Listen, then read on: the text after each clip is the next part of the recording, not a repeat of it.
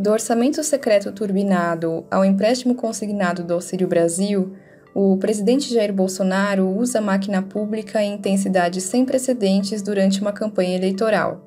Apesar dos indícios de violação da lei e das críticas às medidas tomadas na economia na tentativa do presidente de renovar seu mandato por mais 4 anos, as autoridades pouco fazem ou sequer reagem, e a legitimidade da disputa passa a correr um risco sério. Eu sou Mariana Vick e este é o Durma Com Essa, o podcast de notícias do Nexo.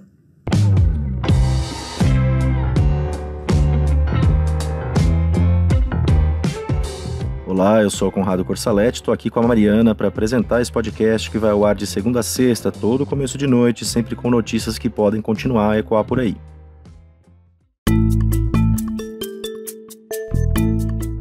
Quinta-feira, 20 de outubro de 2022. Os brasileiros estão há 10 dias de escolher a pessoa que vai comandar o país nos próximos 4 anos. O segundo turno das eleições presidenciais acontece no domingo do dia 30. E as pesquisas de opinião mostram um cenário apertado entre o líder da corrida ao Palácio do Planalto, o ex-presidente Luiz Inácio Lula da Silva, do PT, e o presidente Jair Bolsonaro, que concorre à reeleição pelo PL. Um levantamento do Instituto Datafolha divulgado na quarta-feira mostra que o candidato petista tem 49% das intenções de voto, enquanto o candidato à reeleição pelo PL tem 45%. Os brancos e nulos são 4% e os indecisos, que são disputadíssimos nesse momento de campanha, são apenas 1%. A diferença entre Lula e Bolsonaro desde a votação do primeiro turno, que ocorreu em 2 de outubro, não mudou se a gente levar em conta a margem de erro, que é de 2 pontos percentuais para mais ou para menos nas pesquisas do Datafolha. Mas a distância está no seu menor patamar numérico. 4 pontos percentuais separam o ex-presidente do atual presidente. Esse cenário se desenha ou se mantém depois de episódios que tinham um grande potencial de desgaste para o Bolsonaro.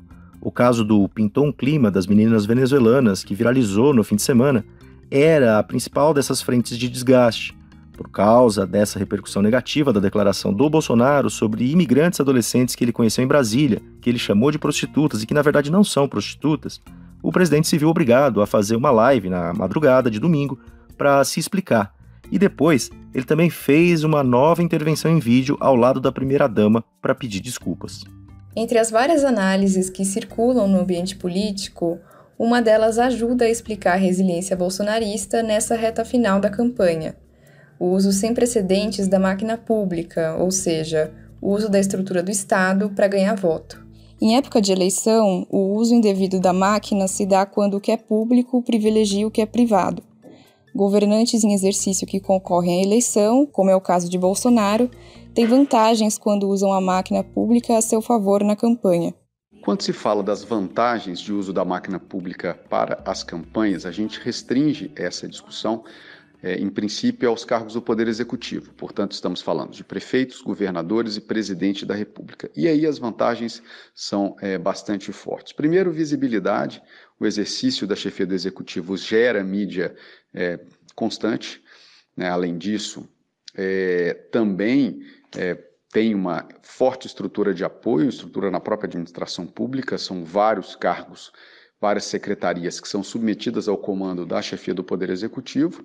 Além disso, vamos lembrar que a chefia do Poder Executivo também tem nas suas mãos a chave do cofre, portanto, compete a ele fazer a execução orçamentária, o que acaba gerando, portanto, uma força atrativa bastante impactante, tanto em relação aos cargos do Poder Legislativo, quanto aos cargos do Poder também Judiciário. Então, a chefia do Poder Executivo, com todas essas condições, no processo de candidatura, e aqui a candidatura à própria reeleição, ela muitas vezes tem vantagens competitivas quando se compara com os outros candidatos que não possuem esses mesmos ativos, quando se compara, portanto, com os concorrentes e que, em regras, estão na base da oposição e não têm essas vantagens para disputar a atenção do eleitor.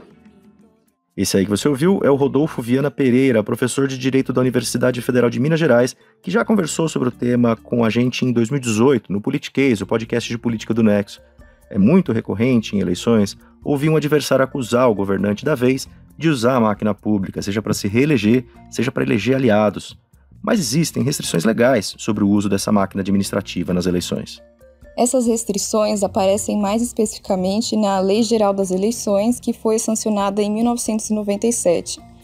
Entre as condutas vedadas pela lei está o uso de prédios da administração pública para eleição, o uso de servidores no horário de trabalho para fazer campanha e a criação de políticas assistencialistas no ano eleitoral, se elas não tiverem sido aprovadas em lei, nem tiverem previstas no orçamento desde o ano anterior. Quebrar essas regras pode render multa em casos mais leves e até a cassação de registro de candidaturas, inclusive cassação do mandato. Mas as regras do jogo parecem ter mudado em 2022. Tendo em vista as eleições, o Bolsonaro conseguiu fazer uma série de alterações legais com a ajuda do Congresso, muito bem fornido pelo orçamento secreto. Conseguiu até mudar a Constituição para que o caixa do governo tivesse um ganho no ano eleitoral. Ele adiou o pagamento de dívidas judiciais do governo, isso é, os precatórios, colocou mais dinheiro no Auxílio Brasil, o programa social que substituiu o Bolsa Família, alterou e driblou o teto de gastos para poder gastar mais, ampliou os benefícios sociais de forma temporária e forçou os estados a reduzir a arrecadação de impostos sobre combustíveis e energia, com vistas à redução do preço da gasolina. Bolsonaro tomou também outras medidas sozinho, sem necessidade de aprovação de lei pelo Congresso, como a redução de tributos federais, a antecipação do pagamento de auxílios e a pressão sobre a Petrobras para represar os preços dos combustíveis durante o período eleitoral. Em todo esse tempo, apesar de essas medidas terem aberto o caminho para o uso explícito da máquina pública a favor da reeleição do presidente, a oposição pouco se mexeu. Isso porque o país passa por uma grave crise social. E barrar benefícios a quem mais precisa, barrar medidas de redução de combustível, barrar ações que têm impacto na vida das pessoas, também poderia ser um tiro no pé.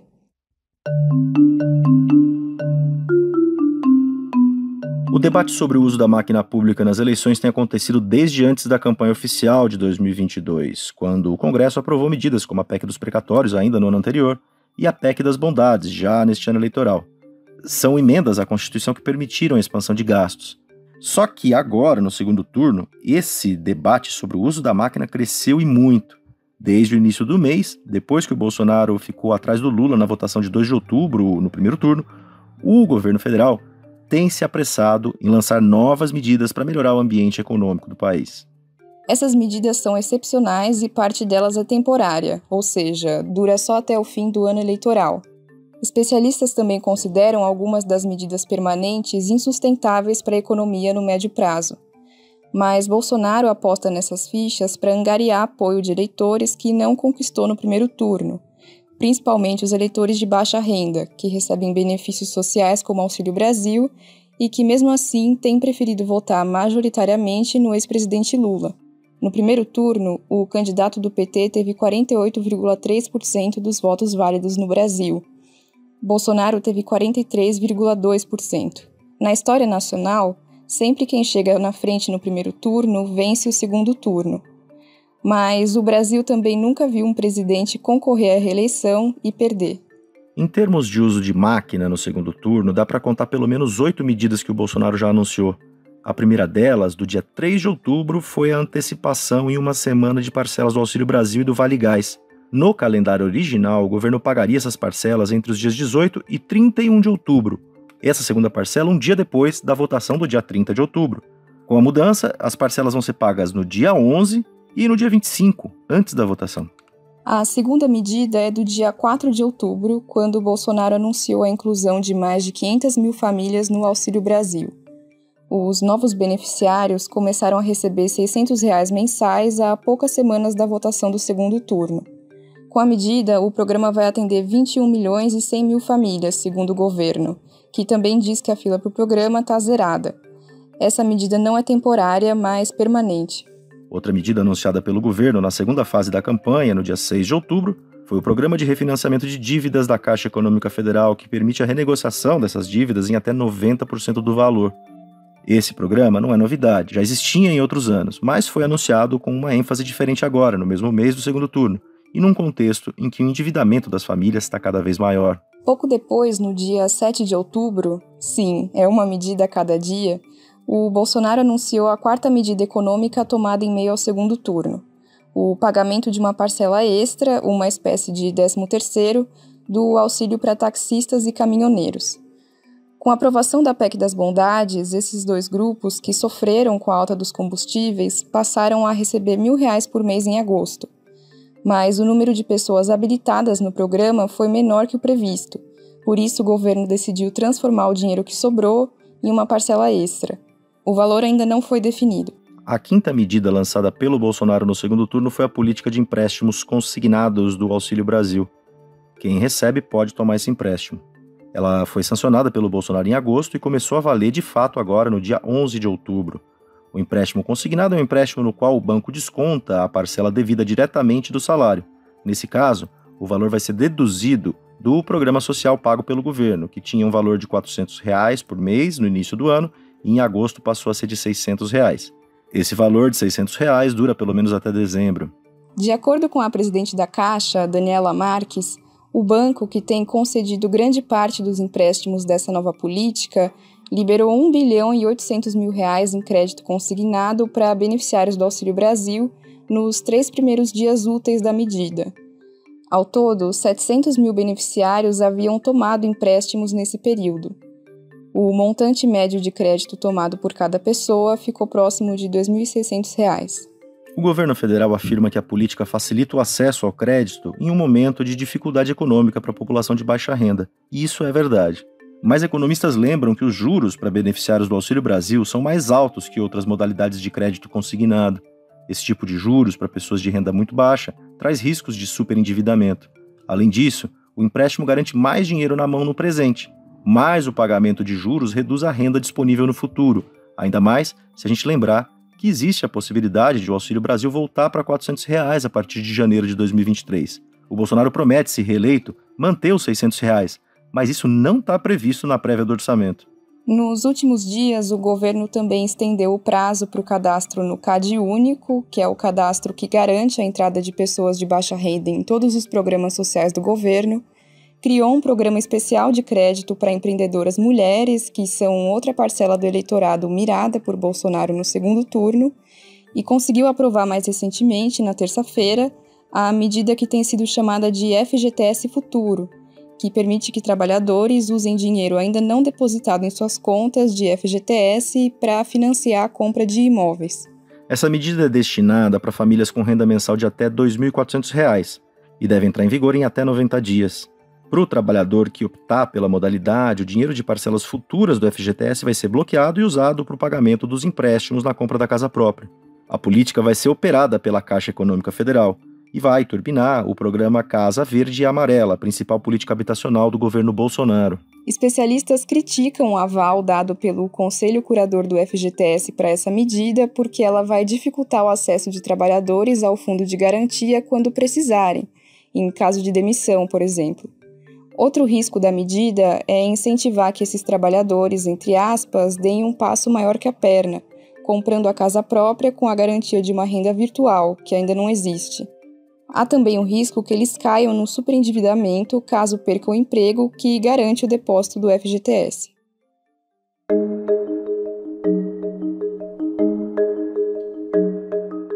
Os políticos da oposição que estão na disputa de poder não se mexem tanto porque não é negócio atacar medidas que ajudam a população num momento de necessidade. É um cálculo eleitoral. Mas e as autoridades competentes e os órgãos de controle? Essas autoridades não têm reagido às medidas tomadas pelo governo federal durante a campanha pela reeleição do Bolsonaro. O Ministério Público, junto ao Tribunal de Contas da União, até pediu na terça-feira que a Corte suspenda novos empréstimos da Caixa ligados à política de crédito consignado do Auxílio Brasil, por suspeitar que a política tem um objetivo meramente eleitoral, entre aspas. Mas o pedido só veio depois do início da operação dos empréstimos e o Tribunal de Contas ainda não analisou o caso. O Supremo Tribunal Federal também não reagiu. Entre o fim de 2021 e o começo de 2022, entidades como a Ordem dos Advogados do Brasil entraram com ações contra a PEC dos precatórios, que tinha sido aprovada pelo Congresso pouco antes. Os casos caíram com a ministra Rosa Weber e ainda não tiveram decisão. Agora estão com o ministro Luiz Fux, já que Weber passou a presidir o tribunal em setembro. Outras entidades, como a Associação Brasileira de Imprensa, contestaram meses depois a PEC das bondades, aprovada pelo Congresso em julho deste ano. Os casos foram encaminhados ao ministro André Mendonça, que também não deu qualquer decisão individual de urgência nem colocou o caso à disposição para julgamento no plenário. Indicado pelo Bolsonaro ao Supremo, Com frequência, o André Mendonça se mostra alinhado aos interesses do presidente dentro da corte. O Supremo também não reagiu de forma consistente ao orçamento secreto, mecanismo de distribuição de recursos que parlamentares manejam desde 2020 por meio das chamadas emendas do relator. Desde que o esquema foi revelado pelo jornal Estado de São Paulo, em maio de 2021, há questionamentos no tribunal. O caso também caiu com Rosa Weber, que suspendeu o pagamento dos recursos em novembro de 2021, numa decisão confirmada pelo plenário. Mas a Corte voltou a liberar as emendas depois que o Congresso alegou tê-las deixado mais transparentes. Novas formas de burlar essa transparência, porém, foram inventadas nos meses seguintes, e o Supremo não fez nada. A menos de 3 meses do primeiro turno, uma nova lei aprovada às pressas no Congresso, com adesão maciça do Centrão, o grupo de parlamentares aliados do Bolsonaro, liberou a administração pública para fazer doações de bens para entidades públicas e privadas durante todo o ano de 2022, inclusive no período de campanha. As doações podem consistir em tratores, ambulâncias e máquinas agrícolas para prefeituras e associações. Isso era proibido antes pela lei eleitoral. A Rede Sustentabilidade acionou o Supremo contra essa lei. O caso caiu por sorteio com o ministro Cássio Nunes Marques, indicado por Bolsonaro e visto como alguém que atua dentro da corte como representante do presidente. A rede pediu uma decisão urgente para que as doações em período de campanha voltassem a ser proibidas, mas o ministro ainda não analisou o caso.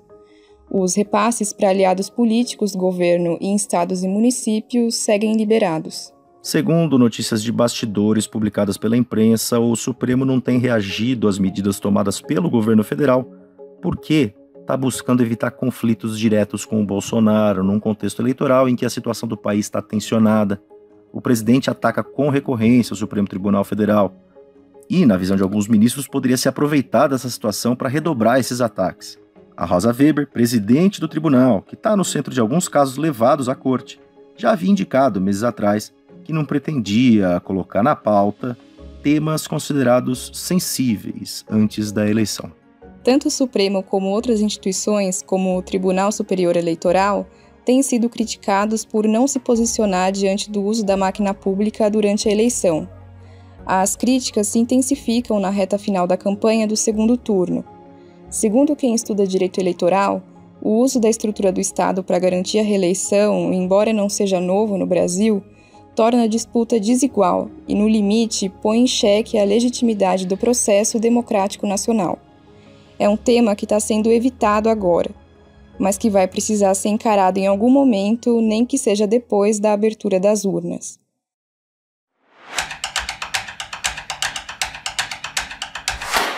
O Tribunal Superior Eleitoral aprovou nesta quinta-feira uma resolução que amplia seu poder de polícia e agiliza a retirada de fake news das redes sociais. A medida foi aprovada por unanimidade diante do contexto de aumento da desinformação no segundo turno. A redatora Isabela Cruz está escrevendo sobre esse assunto. Isabela, o que diz o texto aprovado nesta quinta e como ele se encaixa no padrão de atuação do TSE nesta campanha? A resolução busca dificultar que conteúdos que já foram derrubados por decisões judiciais continuem a ser compartilhados.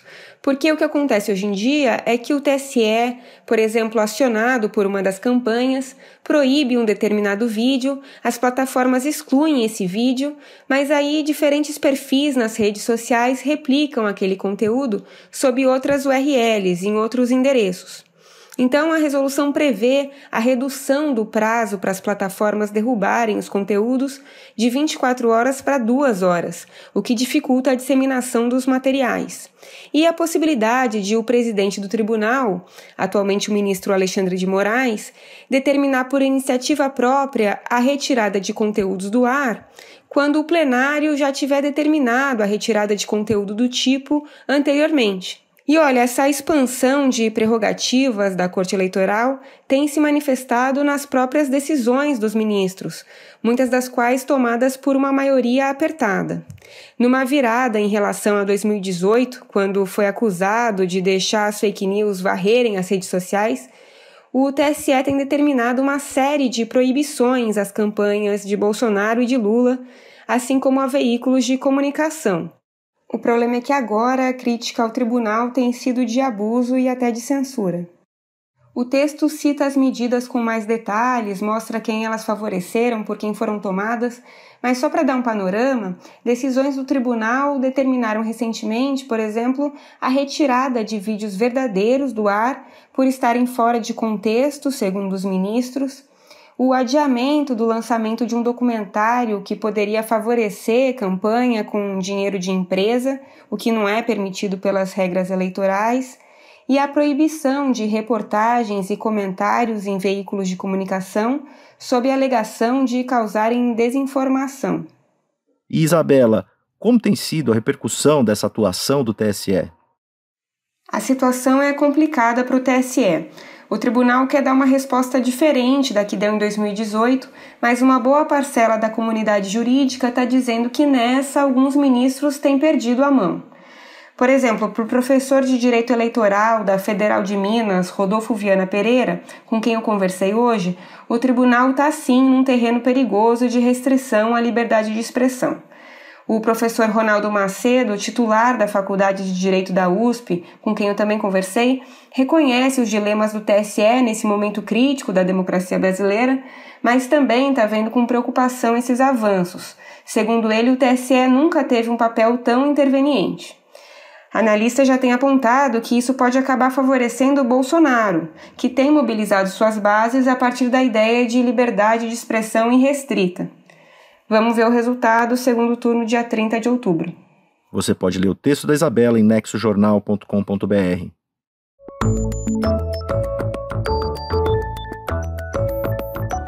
O censo está em andamento desde agosto de 2022, depois de 2 anos de atraso por causa da pandemia de Covid-19 e dificuldades orçamentárias. A pesquisa coleta informações de todos os brasileiros a cada 10 anos e é uma ferramenta essencial para o trabalho dos gestores públicos no Brasil.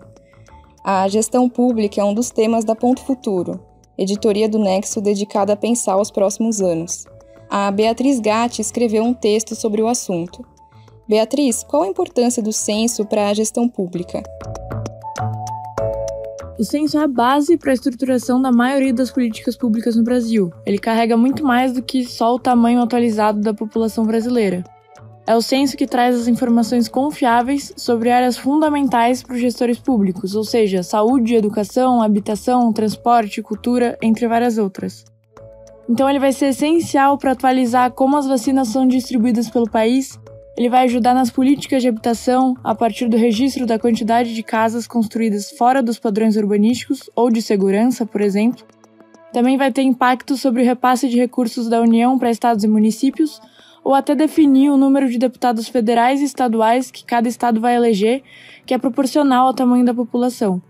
Eu conversei com Eduardo Marques, que é professor de Ciência Política e diretor do Centro de Estudos da Metrópole da USP, e ele me contou que existe uma grande expectativa na gestão pública pelos resultados desse censo. Isso porque, segundo ele, o levantamento vai trazer informações de uma década que teve mudanças econômicas e sociais importantes, que vão desde o crescimento econômico até a crise de 2015 e 2016, culminando na pandemia de Covid-19 e um aumento na desigualdade. Você pode ler o texto da Beatriz em nexojornal.com.br/pontofuturo.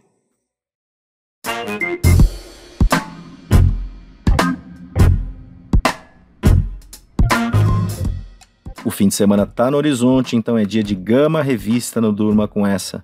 A sessão traz dicas culturais que vêm da newsletter Achamos que Vale. Aliás, se você não assina ainda essa newsletter, tem um link para fazer isso na descrição deste episódio.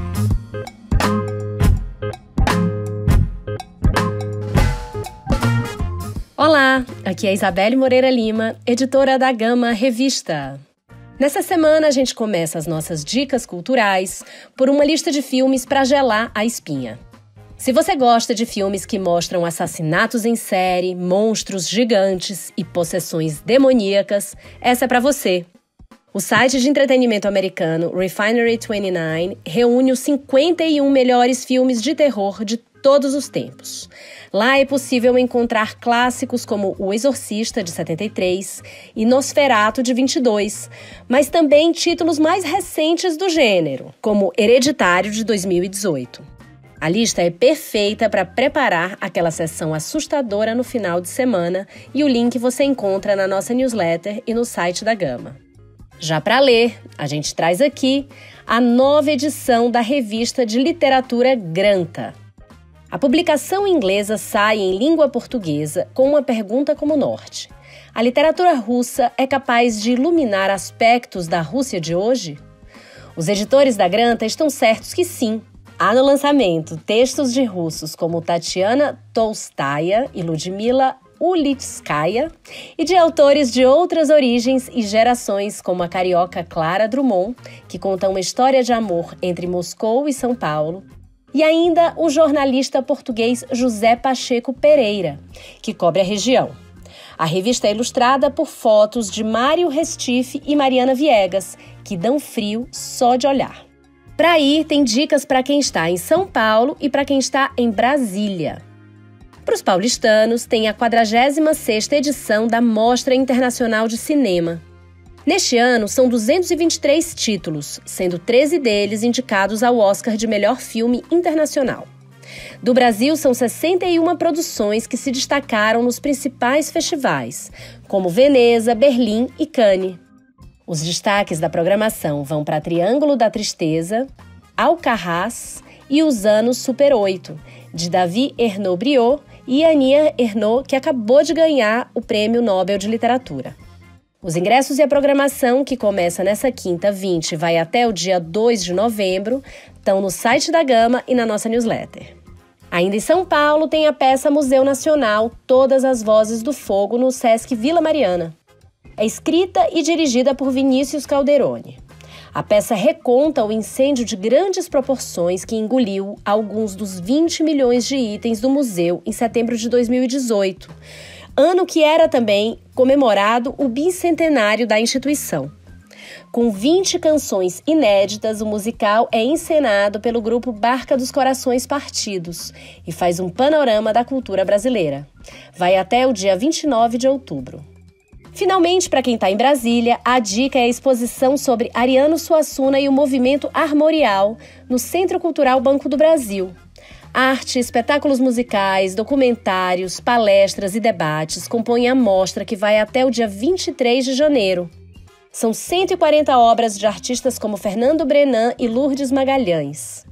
As obras são cedidas por colecionadores particulares e por instituições.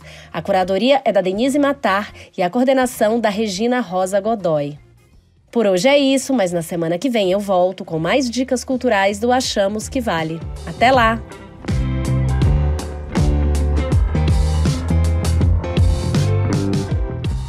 Do uso a todo vapor da máquina pública na eleição, passando pela desinformação na campanha e pelo papel do censo na gestão pública, e terminando com as dicas da semana da Gama Revista, durma com essa.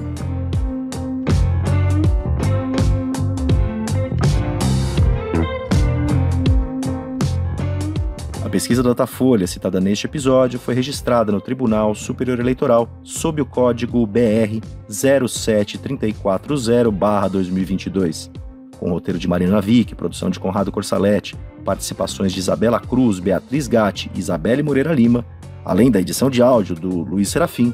Termina aqui mais um Durma com essa. Amanhã, sexta-feira, é dia de extratos da semana. A Letícia Arcoverde traz para você um resumo das principais notícias dos últimos dias. Até mais.